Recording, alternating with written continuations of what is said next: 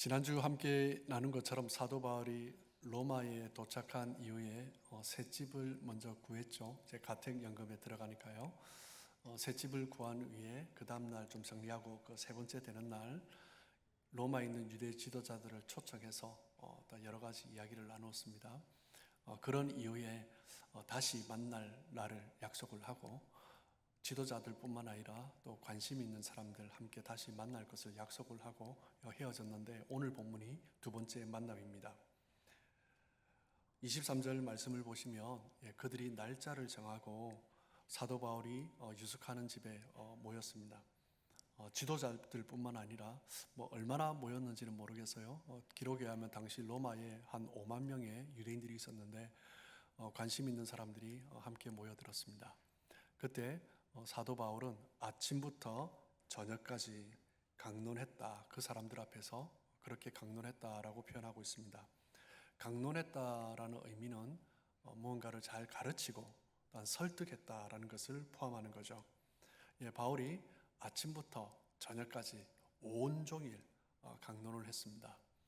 그 강론의 내용은 무엇입니까? 오늘 본문에서 두 가지를 말을 하고 있습니다. 첫째는 하나님의 나라를 이야기하는 것이고, 두 번째는 모세의 율법과 선지자의 말을 가지고서 예수님에 대해서 권면을 했습니다. 우리가 복음을 전하고 성경을 공부하고 성경을 가르칠 때 이 두 가지를 하는 거예요. 첫 번째는 하나님의 나라, 두 번째는 예수 그리스도. 이것이 빠지면 바른 복음이 아니고, 또 설교를 그렇게 하면 또 바른 설교가 아닙니다. 설교를 하면서도 간혹 신앙생활, 일상의 삶, 교회 생활, 어떤 그리스도인으로서 우리가 어떻게 어떤 사회생활을 잘 해야 되는가, 그것도 다 좋은 주제이긴 하지만 만약에 그 주제 속에서 하나님의 나라가 그리고 예수 그리스도에 관한 이야기가 빠진다면 그것은 바른 복음이 아니고 바른 설교가 아닌 것입니다.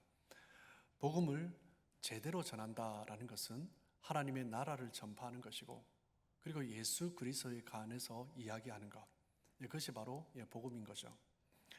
당시 유대인들이 가지고 있던 성경은 우리처럼 이렇게 신구약이 있는 것이 아니라 구약만 있었죠.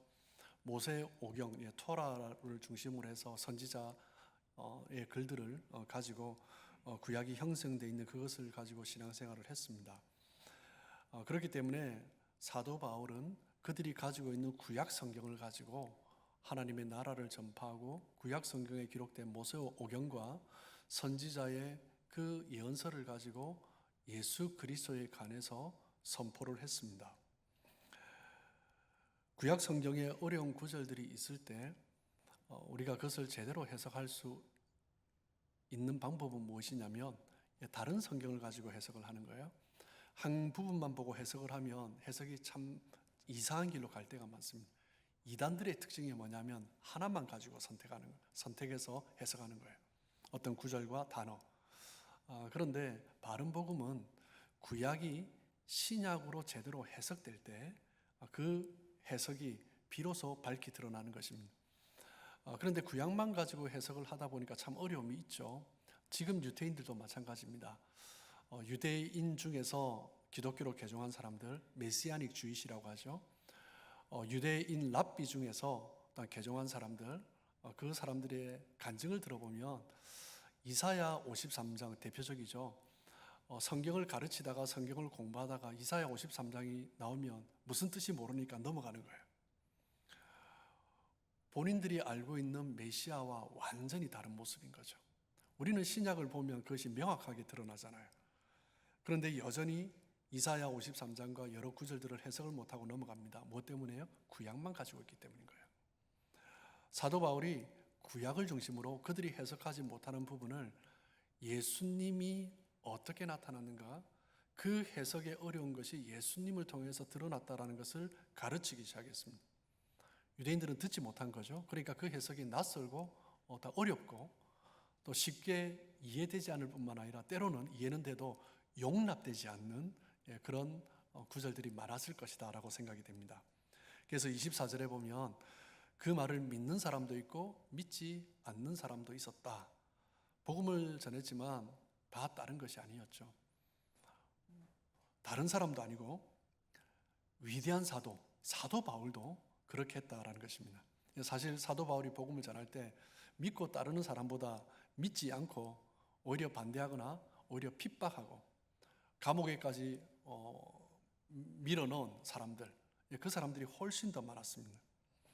참된 복음을 전할지라도 사람들이 긍정적으로 반응하는 것보다 부정적으로 핍박하면서까지 반응하는 것, 어떻게 보면 그것이 더 많은 것이 정상적인 반응이다라고 할 수 있을 것입니다.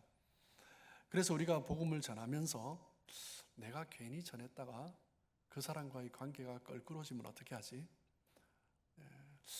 하다가 괜히 실패하는 것 아니야? 그런 마음 가질 필요가 없다는 거예요.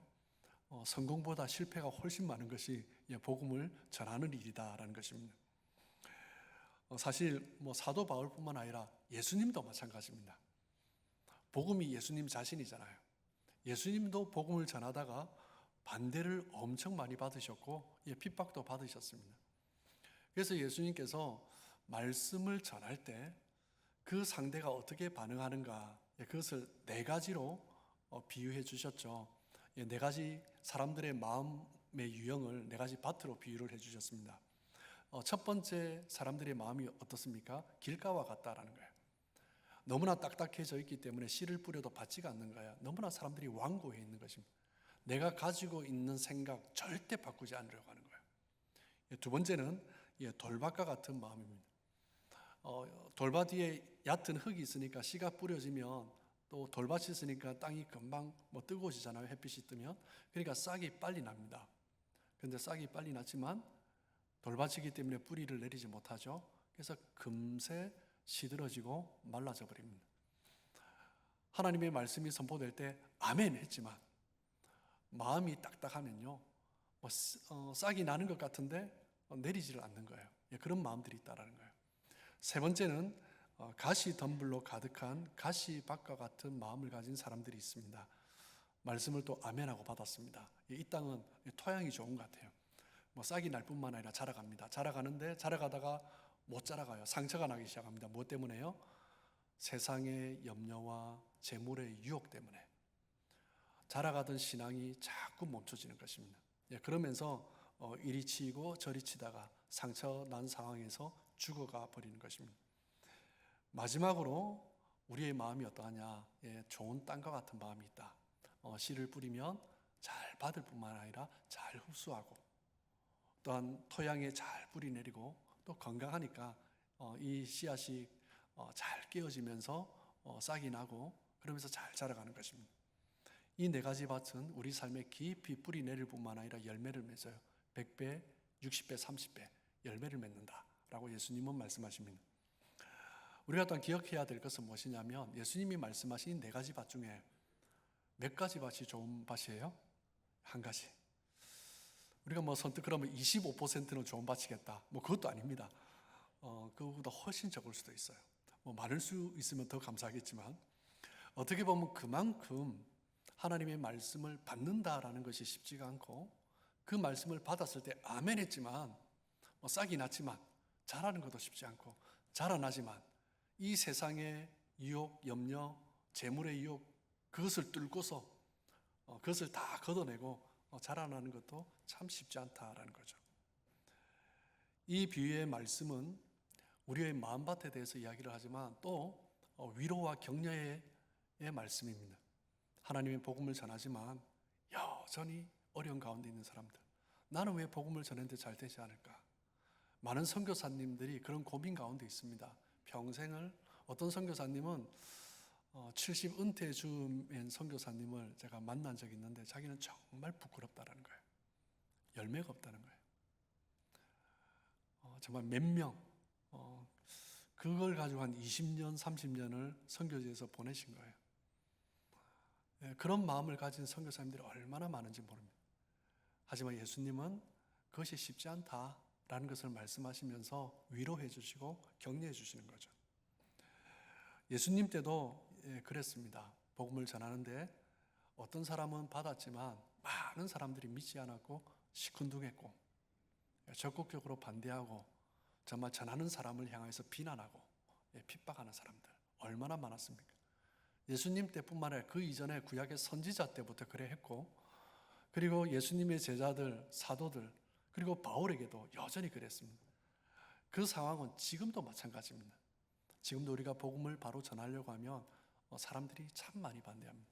심지어는 교회 밖에서 우리가 복음을 전할 때뿐만 아니라 교회 안에서도 그렇게까지 할 필요가 없어 라고 많은 신앙의 선배들이 격려를 해줍니다. 은혜 받았다고 그렇게 헌신하지 마. 나중에 어려워. 정말 복음대로 살려고 하는 것을 사람들이 얼마나 많이 막는지 모릅니다. 사도 바울이 그 로마의 유대인들을 자기 집에 초청해서 아침부터 저녁까지 강론을 했습니다. 근데 그 말을 믿는 사람도 있고 믿지 않는 사람도 있었습니다. 25절 말씀을 보시면 서로 맞지 아니하여 흩어질 때, 그 가운데 또 맞지 아니해서 어려움도 있었겠지만 대부분의 사람들이 받지 않았겠죠. 그래서 사도 바울과 맞지 않은 그 상황 가운데서 바울이 참 안타까워하면서 하나님께서 선지자 이사야를 통해서 주신 그 말씀, 그 이스라엘 백성들에게 주신 말씀을 그대로 인용해서 바로 너희들이 그렇다라고 그 앞에서 선포를 합니다. 26절 말씀을 보시면 일러스되 이 백성에게 가서 말하기를 너희가 듣기는 들어도 도무지 깨닫지 못하며 보기는 보아도 도무지 알지 못하는도다. 이 백성들의 마음이 우둔하여져서 그 귀로는 둔하게 듣고 그 눈은 감았으니 이는 눈으로 보고 귀로 듣고 마음으로 깨달아 돌아오면 내가 고쳐줄까 함이라 하였으니, 하나님께서 이스라엘 백성들을 선택해서 그들에게 하나님의 말씀을 주셨지만 그들은 그것을 거부하고 거부할 뿐만 아니라 그냥 눈을 감아버려요. 보지도 않겠다는 거예요. 귀를 닫아버립니다. 거부가 아니죠. 그냥 아예 듣지를 않겠다라는 거예요. 그들은 메시아 예수님을 거절하고 거부하고 외면했던 그런 사람들입니다. 그럼에도 불구하고 돌아오면 고쳐주신다라고 하시죠. 그 사람들에게, 로마의 그 유대인들에게 사도 바울은 이 이사야의 말씀을 6장 9절에서 10절이죠. 이 말씀을 그대로 인용해서 선포하고 있는 것입니다. 28절 말씀을 보시면 그런즉, 덧붙이죠. 하나님의 이 구원이 이방인에게로 보내어 준 줄 알라. 그들은 그것을 들으리라. 너희들이 이 복음을 거절했기 때문에 이제 이 복음은, 이 하나님의 구원은 이방인들에게로 나타날 것이다. 이방인들에게 방향이 전환될 것이다 라고 이야기하는 것입니다. 사도 바울이 그렇다라는 거죠. 이스라엘 백성들은 복음에 대해서, 하나님 나라에 대해서 굉장히 폐쇄적이었습니다. 하나님은 우리만의 하나님이고 하나님의 구원은 우리들만의 것이다 라는 거죠. 하나님께서는 그게 아니라라는 사실을 사도들을 통해서, 또한 사도 바울을 통해서 유대 백성들에게 알려주고 계시는 것입니다. 사도 바울이 전하는 그 복음을 궁금해했던 사람들이 사도 바울에게 모였는데, 바울은 그 복음을 아침부터 저녁까지 최선을 다해서 강론을 했습니다. 그럼에도 불구하고 그 사람들은, 그 완악한 사람들은 그 말씀을 거절하는 거죠.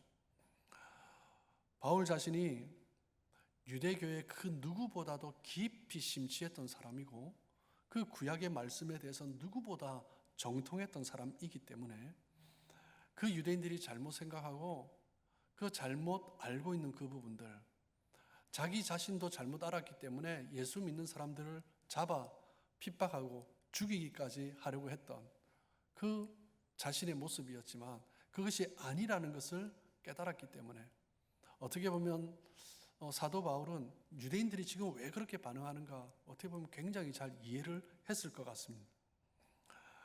그래서 자신의 잘못된 선택을 알고 있기 때문에 이 사람들도 정말 그 자리에 머물러 있지 않고 바른 선택의 자리로 나올 수 있으면 좋겠다라는 그 마음 때문에 어떻게든 그 복음을 전할 때, 저도 설교를 해보지만 설교를 딱 할 때 설교 시작하기 전에 은혜 받을 뿐인지 안 받을 뿐인지 얼굴 보면 어느 정도 표시가 납니다. 제가 설교를 잘하면 더 좋겠지만 그 얘기는 뭐냐면 내가 준비되어 있냐라는 거예요. 근데 바울이 지금 앞에서 강론을 할 때 이 사람들 얼굴 볼 때 어떻게 했습니까? 빨리 끝내고 싶지 않았겠습니까? 그런데 아침부터 저녁까지 최선을 다해서 한 거예요. 그 완악한 사람들 앞에서. 무엇 때문에요? 정말 그 자리에서 돌아왔으면 좋겠다라는 라는 그 간절한 마음이 있었기 때문입니다. 바울은 이 복음을 거절한 그 로마의 유대인들에게 뭐라고 선포합니까? 이제는 하나님의 구원이 이방인에게로 보내준 줄 너희가 알 것이다. 그들은 들을 것이다. 이 말을 하는, 아침부터 저녁까지 강론하고 떠나는 사람들 앞에서 이 말을 하는 바울의 심정은 어땠겠습니까? 저는 정말 가슴 아팠을 것 같습니다. 로마서에서도 나와 있지만 바울은 자기 동족 유대인들을 향한 그 사랑을 멈춘 적이 없습니다. 헬라인에게, 이방인에게 복음을 전하려고 하지만 항상 먼저 이방 땅에 가더라도 항상 유대 백성들 앞에서 먼저 복음을 증거했습니다. 한 번도 그 수많은 과정 가운데서 10년이 넘는 그 선교 여행 과정 가운데서 유대인들로부터 핍박받고 그 어려운 숱한 고난을 겪었지만 그래도 가는 곳마다 유대인들에게 복음을 항상 먼저 전했습니다. 그들을 향한 사랑이 있었던 거죠. 뭐 때문입니까? 예수님이 주셨던 그 사명을 잊지 않았기 때문입니다. 사도행전 1장 8절 말씀을 보시면 성령이 너에게 임하시면 너희가 권능을 받고 예루살렘과 온 유대와 사마리아와 땅끝까지 이르러 내 증인이 되리라. 복음을 거절한 유대인들에게 더 이상 복음의 기회가 없는 것이 아니라 예루살렘과 온 유대의 복음을 전한 이후에 사마리아로 가서 그 다음에 땅끝까지 가라가 아니라 예루살렘과 온 유대와 사마리아와 땅끝까지 동시에 하나님의 복음은 증거되어야 한다라는 것을 말하고 있는 거죠. 사도 바울은 비록 자기가 복음을 전할 때 유대인들이 거절하고 핍박했지만 하나님의 이 말씀을 기억하고 하나님의 섭리에 맡기면서 나는 땅끝으로 가지만 여전히 이 백성들에게는 하나님의 복음이 선포될 것을 있기 때문에 딱 믿음으로 나아간 것입니다. 오늘 우리가 함께 읽은 사도행전 28장에 특별히 28절의 말씀은 이 사도행전 1장 8절의 말씀을 재확인시켜 주는 것입니다. 여러분, 사도행전 1장 8절 이 말씀은요, 사도행전의 전체 주제입니다. 예루살렘과 온 유대와 사마리아와 땅끝까지 이르러 내 증인이 되리라. 예수님께서 승천하시기 직전에 마지막 제자들에게 주신 대위 명령, 이 말씀이 사도행전의 전체 주제입니다. 이 사도행전의 전체 주제를 재확인시켜 주는 것이 사도행전을 마무리하면서 지금 저자 누가가 언급하고 있는 사도행전 28장입니다. 28장 28절. 이 복음이 이방인들에게로 가게 될 것이다. 어떻게 보면 이 대위임령이 땅끝까지 전해지는 이 대위임령이 사도행전 1장 8절에서 시작을 하죠. 그리고 사도행전 28장 28절에 다시 한번 언급됩니다. 사도행전의 구조는 어떻게 보면 양괄식입니다. 땅끝까지 복음이 증거되어지는 것, 이것이 가장 중요한 주제죠. 이것으로 시작해서 이것으로 결론을 맺고 있는 것입니다. 사도행전에 언급된 수많은 구원 역사로 볼 때 가장 중요한 것은 바로 이 사명인 것입니다. 사도행전은 소수의 믿는 사람들을 통해서 예루살렘에서 영광스러운 복음이 나타나기 시작했습니다. 그 사람들이 예루살렘에서 그 위임령을 받고 그곳에서 하나님의 복음을 증거하면서 하나님의 역사가 나타났죠. 그리고 이 소수의 믿는 사람들이 이 복음을 가지고 예루살렘을 넘어서 온 유대와 사마리아에 이르기까지 복음을 증거했습니다. 그리고 사도행전 마무리되어가는 이 시점에서는 제자들이 사마리아를 넘어서서 열방으로 땅끝까지 주의 복음을 증거하고 있는 것입니다. 마침내 사도 바울을 통하여서 세계 가장 중심, 최강국, 가장 중심 도시, 수도 로마에까지 도달하게 된 것입니다.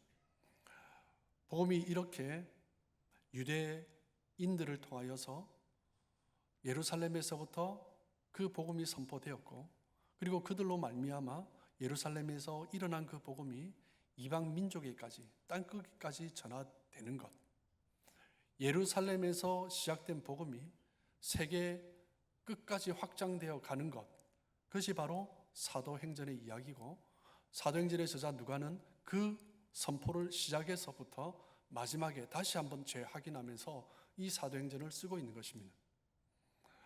여러분, 이 복음은 사도행전의 이야기처럼 지금도 숱한 모든 세계 많은 사람들에게 또 수많은 사역자들에 의해서 증거되고 있습니다.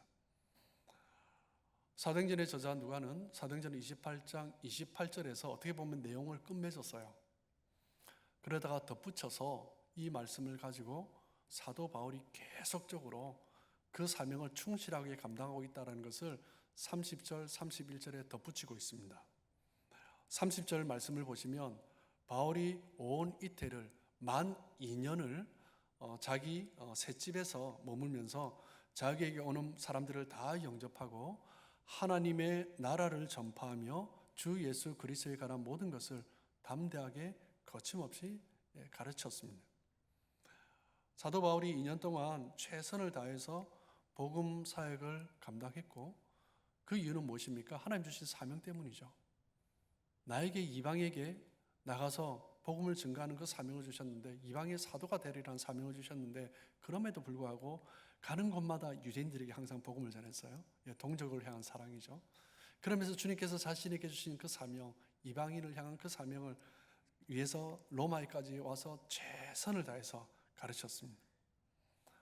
수많은 사람들, 자기를 찾아오는 수많은 사람들에게 2년 동안 가르쳤습니다. 그 가운데 물론 유대인들도 있겠죠.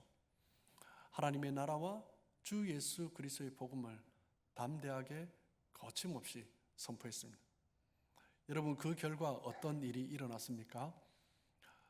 안타깝게도 사도행전은 그 결과에 대해서 언급하고 있지 않습니다. 로마 감옥에 2년 동안 있었다. 그곳에서 하나님의 나라를 전파하고 예수 그리스도의 복음을 가르쳤다. 그것으로 마무리하고 있습니다. 그런데 이 사도행전은 그렇게 마무리를 하고 있지만 사도 바울이 로마 감옥에 갇혀 있는 2년 동안 쓴 서신이 있죠. 옥중 서신 4개의 서신이 있습니다. 에베소서와 빌립보서, 그리고 빌레몬서, 그리고 골로새서, 이렇게 4권의 서신이 있습니다. 이 서신에 보면 이 2년 동안 어떤 일이 일어났는가 우리는 알 수가 있습니다. 사도 바울이 2년 동안 복음을 증거할 때 가장 먼저 보면 로마 황제 친위대의 감시 아래에 있었습니다. 근데 감옥 안에 있을 경우에는 감옥에 함께 수용을 하기 때문에 그냥 이제 철창에 놓아두겠죠. 그런데 감옥 밖에 사도 바울 같이 가택연금을 한 상태에서는 철창이 없기 때문에 훨씬 이 사람을 주위에서 감시를 해야 됩니다. 근데 그 방법이 무엇이냐면 이 미결수의 한쪽 팔에 쇠사슬을 메어놓고, 그리고 로마 친위대 군인의 한쪽 팔에 쇠사슬을 메어놓는 것입니다. 그러면 둘이 이제 꼭 붙어 있는 거죠. 그러다가 이제 다른 사람이 이제 교대할 때 이제 그 쇠사슬을 다른 군인에게 또 묶어주면서 그렇게 교대를 했습니다. 여러분, 사도 바울이 만 2년을 복음을 전했습니다. 누가 가장 집중해서 들었을까요? 로마 군인입니다. 그것도 황제 친위대입니다. 정말 은혜를 많이 받았겠죠. 처음에는 너무 힘들었는데 정말 듣다 보니까 마음이 굉장히 많이 열렸을 것입니다. 로마 황제 친위대 군인들 가운데도 그 위에 어떤 장교들 가운데도 복음이 증거되었습니다. 수많은 로마의 귀족들, 왕족들도 그 복음을 듣기 위해서 찾아왔습니다. 빌립보서 4장 22절을 보시면 모든 성도들이 너희에게 문안하되 특히 가이사의 집 사람들 중 몇이니라. 가이사가 누굽니까? 로마 황제죠. 가이사 시저, 황제 한 개인의 이름이기도 하지만 그 이후에 다른 사람 황제가 되어도 황제의 별칭이 가이사가 되었습니다. 사도 바울이 지금 로마 감옥에 갇혀 있을 때 황제가 누구냐면 우리가 너무나 잘 아는 황제 네로 황제입니다. 즉 모든 성도들이 너에게 문안하되 특히 네로 황제의 집 사람들 중에도 몇에게 문안하라라고 얘기하는 거예요. 네로 황제의 집 사람들 가운데도 그리스도인이 생겼다라는 것입니다. 그들 가운데도 귀족들뿐만 아니라 그 네로의 집안 사람들 중에서도 사도 바울에게 찾아왔고 복음을 들으면서 예수를 믿는 그런 역사가 있게 된 거죠. 이거 얼마나 놀라운 일입니까? 사도 바울이 갇혀 있지만 오히려 뭐 유대인들뿐만 아니라 전 세계 로마 가장 큰 도시, 세계 중심 도시, 얼마나 많은 나라에서 얼마나 많은 민족들이 모여들었겠습니까? 그 사람들이 와서 다 들었고요. 로마의 귀족들과 로마의 왕족들도 와서 들었습니다. 복음의 역사는 아무리 방해해도 하나님이 다시 오는 날까지 증거되어지고 확장되어 가는 것입니다. 디모데후서 2장 9절 말씀을 보시면 복음으로 말미암아 내가 죄인과 같이 매이는 데까지 고난을 받았으나 하나님의 말씀은 매이지 아니하니라. 이 디모데후서는 사도 바울이 2년간 1차 감옥에 있다가 풀려난 이후에 또 복음을 전가하다가 다시 두 번째 투옥되죠. 두 번째 투옥되고 마지막 순교하기 직전에 감옥에서 쓴 편지입니다. 나는 투옥되고 또 투옥되었지만, 나는 쇠사슬에 매이고 또 매였지만, 나는 이런 고난을 또 받고 또 받고 있지만, 나는 매이지만 하나님의 말씀은 결코 매이지 않는다. 그것이 사도 바울이 자신의 영적 아들 디모데에게 쓰고 있는 편지입니다. 여러분, 하나님의 복음은 결코 매이지 않습니다. 제가 얼마 전 본 뉴스 기사에 미국 CBN 뉴스에서 나온 건데요. 지난 7월에 이란에 이슬람에서 기독교로 개종한 5명에게 중형을 내렸다라는 기사를 얼핏 보게 됐습니다. 죽는 사람도 있고 참 많죠. 그런데 한 명은 징역 10년을 선고받았고, 한 명은 3년을 받았고, 3명은 각 5년씩 그렇게 받았고, 한 명은 징역 9월을 선고받았습니다. 그런데 선고한 내용에 보면 어떠한 이유도 없습니다. 그냥 개종했다는 거예요. 그냥 그렇게 그 이유만으로 징역 5년, 3년, 9개월을 선고받은 것입니다.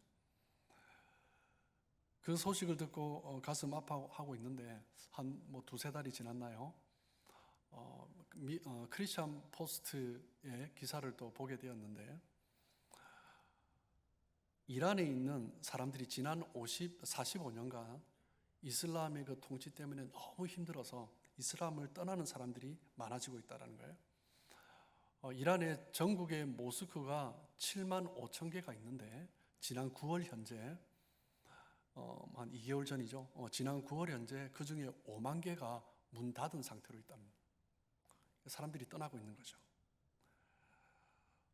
겉으로는 공식적으로는 조사할 수 없지만 익명의 여론조사에 의하면 이란 사람들 80%가 이제는 민주정부가 섰으면 좋겠다. 그러면서 많은 사람들이 이슬람을 떠나고 있고, 최근에 기독교로 개종한 선교사님들이나 그 사역자들 통해서 아름아름 이제 그 정보들을 모으죠. 최근에 기독교로 개종한 그 무슬림들의 숫자가 100만 명이라고 합니다. 여러분, 이란은 세계에서 가장 기독교를 박해하는 나라 중에 하나죠. 복음은 결코 매이지 않습니다. 어떤 방법으로 하나님의 말씀을 막는다 해도 복음은 결코 매이지 않습니다. 지금 북한도 마찬가지고요. 제하에 얼마나 많은 성도들이, 정말 그 숫자를 파악할 수는 없지만 얼마나 많은 성도들이 있는지 모릅니다. 사람은 매일 수 있지만 하나님의 복음은 결코 어떤 방해에도 결코 매이지 않습니다. 주님이 오시는 그날까지 하나님의 나라는 확장될 것이고 하나님의 복음은 선포될 것입니다. 사도 바울이 2년 동안 가택연금 상태에 있었지만 자기를 찾아오는 사람들에게, 수많은 사람들에게 복음을 전했습니다. 예전에는 복음을 전하다가 자유롭게 매이지 않았을 때는 복음을 전하다가 반대해서 또 다른 곳으로 가야 되고, 또 그러다 또 핍박받고 또 가야 되고 이렇게 했는데, 이제는 매여 있는 상황인데 2년 동안 편안하게 찾아오는 사람들에게 지금 복음을 전가하고 있는 거예요. 갇혀 있지만 로마 황제의 친위대의 감시 아래, 우리가 볼 때는 보호 아래 있었던 것 같아요. 그 보호 아래 하나님의 나라의 복음을, 예수 그리스도에 관한 그 복음을 담대하게 거침없이 선포했던 것입니다. 우리 28장 31절 말씀, 우리 한 목소리를 같이 한번 읽어볼까요? 자, 시작. 하나님의 나라를 전파하며 주 예수 그리스도에 관한 모든 것을 담대하게 거침없이 가르치더라. 사도행전은 이제 그 누구도, 어떤 사람도, 어떤 상황도 예수 그리스도의 복음이 전파되는 것을 막을 수 없다.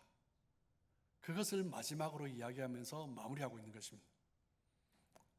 하나님의 복음, 이 복음이 선포될 때 반드시 승리하게 될 것이다 라는 것을 이야기하고 있는 거죠.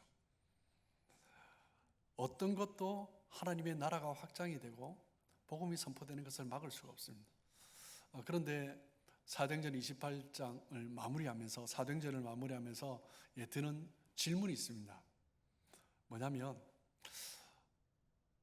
사도행전의 저자 누가는 굉장히 꼼꼼한 사람이잖아요. 의사 출신이고 굉장히 디테일하게 쓰는 사람인데, 바울이 로마 황제의 법정에 섰을까 서지 않았을까? 그 결과는 어떻게 되었을까?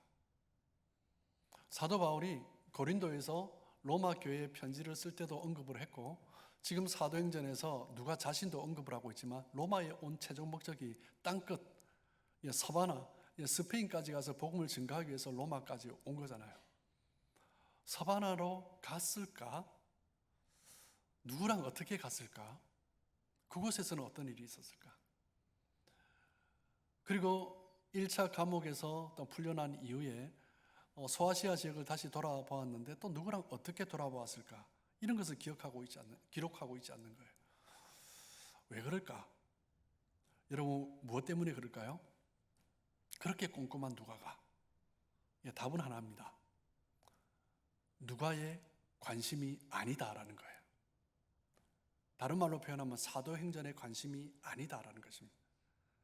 사도행전의 관심은 오직 복음의 증인인 사도들이 복음을 증거한 이야기, 그리고 그들을 통해서 수많은 사람들이 구원받은 사람들의 이야기, 그리고 사도들이 그 어려운 상황 가운데서도, 핍박 가운데서도 베드로가 그랬고 스데반이 그랬고 사도 바울도 그랬듯이 그런 고통 가운데서도 하나님의 나라의 복음을, 예수 그리스도의 복음을 담대하게 거침없이 선포한 이야기, 그것이 바로 사도행전의 관심사고 누가의 관심사이기 때문입니다.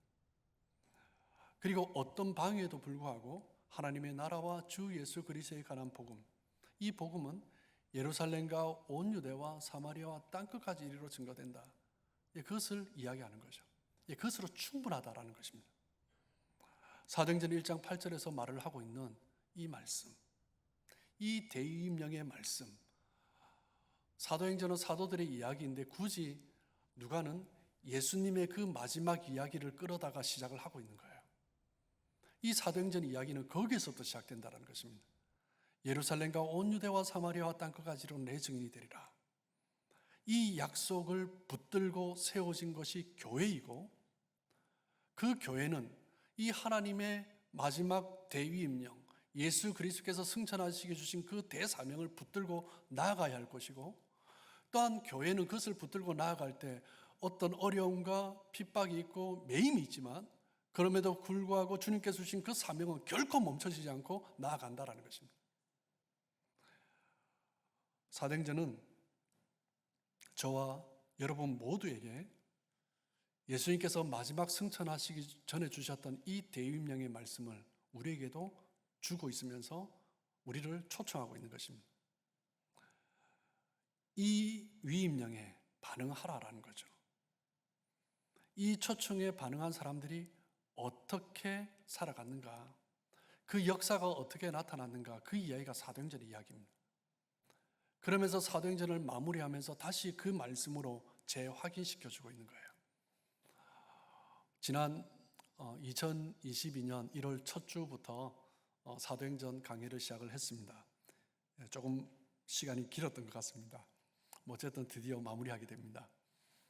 사도행전의 말씀을 통해서 우리에게 참 큰 은혜를 주셨고 많은 도전도 주셨습니다. 정말 중요한 것은 이 위대한 복음 사역을 주도했던 성령님께서 오늘도 복음을 전하고자 하는 사람들에게 함께 역사하신다라는 거예요. 성령께서는 이 사도행전의 그 역사 가운데 저와 여러분도 동참하기를 초청하고 계시는 것입니다. 지금도 여전히 복음을 영접하는 사람도 있고 영접하지 않는 사람도 있고 기쁨으로 복음 앞에 나오는 사람도 있고 핍박하고 반대하는 사람도 있지만 그러나 교회는 그 결과에 상관없이 사람들의 상황에 형편에 처지에 상관없이 교회와 성도들은 오직 주신 사명을 따라 담대하고 거침없이 하나님의 복음을 선포해야 된다. 그것을 이야기하고 있는 것입니다. 사랑하는 성도 여러분, 우리 각자가 그리고 우리 교회가 하나님 주신 이 사명을 붙들고 나아가기를 간절히 소망합니다. 주님의 교회는 이 사도행전 1장 8절의 말씀으로 시작이 되었고 주님의 교회는 이 사도행전 1장 8절의 말씀을 성취해 가야 하는 공동체입니다. 어떤 상황에서도 하나님의 이 말씀은 결코 실패하지 않고 어떤 상황 가운데서도 이 하나님의 복음은 선포되고 하나님의 나라는 확장되는 것입니다. 그렇기 때문에 이 말씀을 붙들고 정말 기쁨으로 자원함으로 함께 주님의 그 역사를 바라보면서 나아가며 함께 쓰임받는 저와 여러분들 되시길 주님의 이름으로 축복합니다.